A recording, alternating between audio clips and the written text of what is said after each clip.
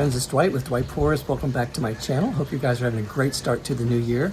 So I'm sitting back here in my patio in Central Florida. It's 83 degrees. It's a beautiful winter day, which I'm really loving it. Sitting by the pool. There's my pool. I'm going to be using colors of blue, some red, and some coppers today with a little bit of white, and see what we come up with. So guys, sit back, hold on, and if you have any questions at the end of the video, please feel free to write in the notes below, or you can email me at dwightpours@yahoo.com. Okay, hold on. Okay, here we are back at the canvas. So this is the color palette that I've decided to use today. Blues and, sort of reddish, and I'll explain what I did with these colors here. So this is a 36 by 36 gallery wrapped canvas. You can see the 1.5 inch edges there. So this is about 56 ounces of paint. Actually, it's mostly floetrol and water, and I'll talk about my formula and my recipes in just a minute. And then I have 24 ounces right here of the Artist Loft Soft Body Black as my dump paint. So I'm starting over here with the Artist Loft Soft Body White. That's just mixed 1 part paint, 4 to 5 parts floetrol, a little bit of liquitex pouring medium, and water to thin it down. And all of these paints are pretty much mixed the same way, about 1 part paint, 3 to 5 to 6 parts floetrol, depending on the size of the cup. So these are 8-ounce cups. This is a 24-ounce cup. This cup takes a lot more floetrol than these cups. And I always just do a little drizzle of liquitex pouring medium, just, this good old stuff here, and water, just plain old water. Tap water works just fine. You don't need to worry about distilled water or anything like that. It doesn't affect your pores. At least it doesn't affect my pores. So right here is a little bit of, I think it's Bahama Blue from Deco Art Americana brand. This right here is a little bit of Peacock Pearl with some deep blue, which is also Artist Loft. And this is some red, Artist Loft, a little bit of gold in it. This is another Deco Art Americana brand paint, and I don't remember the name, but it's on the blue scale.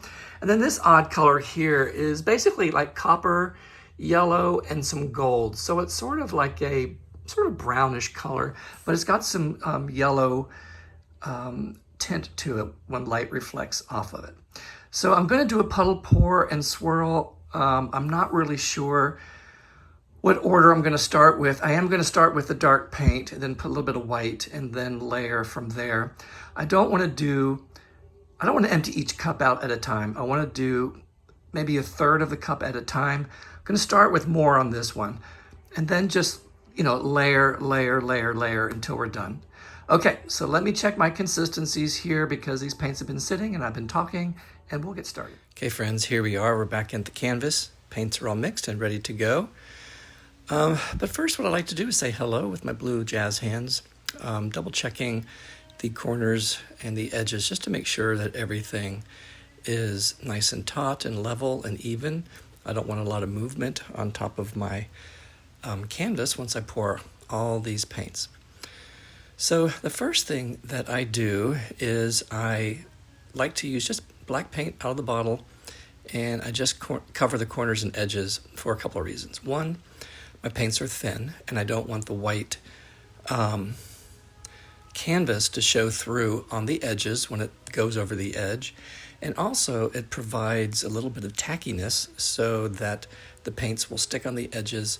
I used to do the whole side, like you have an inch and a half side. I used to paint all of that, but I just basically do the top and make sure it goes a little bit over the edge, and kind of go from there. So I'm just using my roller brush here. It's just easier and actually quicker than using my hand brush.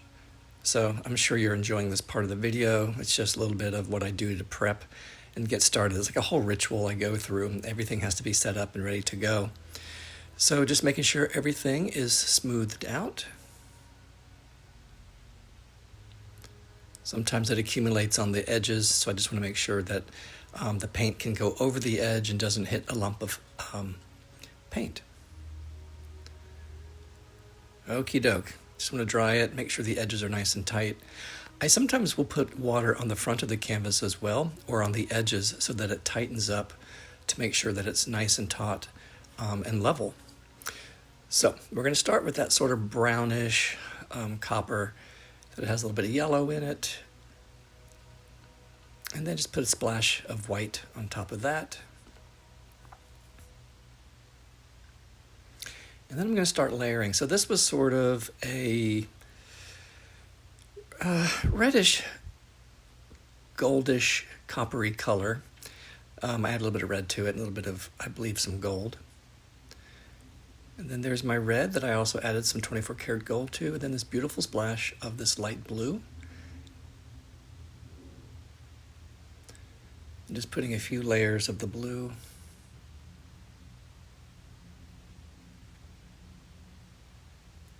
And again, this is the middle color.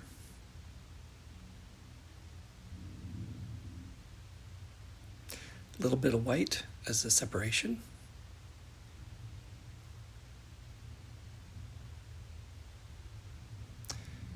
Using that brownish gold. Again, layering sort of the reddish colors, one after the other. Putting that beautiful turquoise there. And then that light blue on top of that.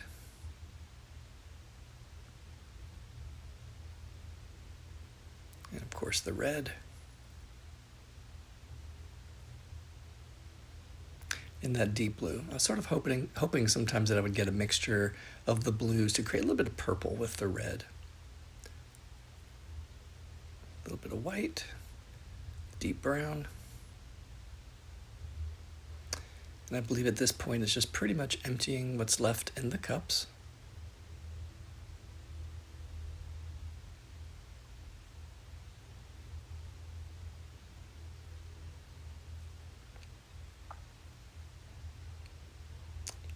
I love that color combination right against that red. Light blue. What do we have left? I think a little bit of white. And then the rest of the blue. Okay, whew. There's a lot of color stacked up there. So my biggest concern right now is, do I have too much white in this painting? You'll have to wait and see once it's all done what your thoughts are on that. Okay, just double checking the consistency of the black paint, wiping off my stir stick, getting it out of the way. And here we go. So I sort of poured in the middle of this puddle pour. Sometimes if you've watched my previous pours, I will dump my black paint off to the side. And that's just because of how I tilt. So I wanted to do just a simple swirl to move the paints a little bit. Oop, and then right over, just one swirl. Had plenty of paint on the canvas, which is great because then you don't have to worry about overstretching. So these 36 by 36 canvas have a lot of wood on the back, and then you have all of that paint. It's quite heavy. So I was getting a little tired holding that up, so I wanted to bring it back. Now I had that big schmutz there, but I figured it would fill in and you won't even notice it. So I started seeing the color coming through, which I was happy about. I wasn't quite sure how things were going to play out. I started noticing that it looked a lot lighter than the colors that I had. I think that was because I used a lot of white.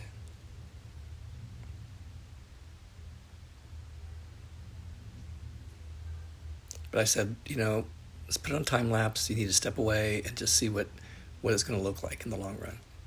So then the color started coming through. I left the room for about an hour, and it just slowly started filling in. I just loved the brightness of the yellows, even though I didn't have yellow in the pour. Okay, let's look at the wet results. Hey guys, here I am. I am back. It's about, I'd say 45 minutes or so since I left the room. I wasn't really sure what was going to happen, I'll be honest with you. I was thinking about, when I walked back in, about scraping it before I saw it. But now I love it. I was hoping for it to be a little bit richer in color, but that's because I used white, a lot of white in between the layers. I'm still trying to figure what the best way of doing that is. But the symmetry is what I love. I think that's what captures and makes this a beautiful painting. These pearls are beautiful as well, and they are a mixture of all the colors. You have the golds, and I love that we have the blue in the center, and those pearls are basically perfect. Clean up the edge, and I think I'm done. And see that little pearl right there? I can't point to it or I'll fall on top of my painting. It's gotten bigger since I've been talking, so I think there's still some movement, but I think most of it is complete. Yeah, I am happy. I wasn't too sure. So now we're looking at a pretty cool painting. It's bright, it's light. I don't know what to call it. I'm going to be submitting to an art show pretty soon, and the theme is like celestial, universal, galaxy kind of stuff. And so maybe I'll do this. I can call it something. Anyway, if you have any ideas for a name, please let me know. As I was talking, I could see like the crescent, like a crescent moon. Maybe that's what I'll call it. Anywho, let's let it dry. We'll take a look at it later, and we'll do any tweaks if we need to, but I think we're about done. Okay, guys, hold on. I'm gonna let this dry overnight, and we will see you once it's dry. Hey friends, here we are. It's the next morning. Everything is dry, and it's looking great. Nothing moved overnight. That little pearl right there opened up just a little bit, but enough to create some interest. I'm not going to really do anything to the negative space except for this edge here. I just want to make that black. Sort of like, I call it a waterfall edge. I don't know if that's really officially what it's called, but that's what I call it. And just to make it look clean and crisp, I have just these nice bright, circular lines here. And yeah, it's really kind of fascinating. Now, I am sitting here on the floor, and so it is sort of dull looking. That's just because the way the light is hitting it. It is a bright painting, meaning it's got a lot of, the gold in here. And I think when I varnish it, it's really gonna pop. So I'm really excited about that. So I just wanna show you sort of up close what these pearls look like, transitioning towards the negative space into some of the blue. These are really pretty. I talk about floetrol and how I really think floetrol is the key to successful pearls and not so successful pearls. So the batch of floetrol I have right now is helping me to create these beautiful pearls. I really think it's that. It's not how I mix my paints, because I mix them the same way over and over again. So I know it's not a fluke. I really do believe it comes down to the floetrol. So anyway, I'm happy with this batch. It's looking good. I will just do some touch-ups over here, then I'll show you what it looks like when it's completely done. So hold on. Okay guys, here we are. We're all done. So I just cleaned up this edge over here, and that's all I did. So everything's looking good. I'll just zoom in one more time so you can see the pearls. They're multicolored with the gold and the light blue, then some of that white. And we have the blue over here. The negative space, that edge. I know it looks blotchy, but it's still drying. And when I varnish it, the blotchiness goes away. So that's good. And yeah, so here we are.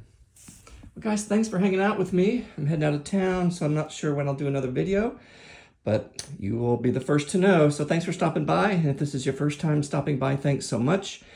And have a great rest of your weekend and upcoming week.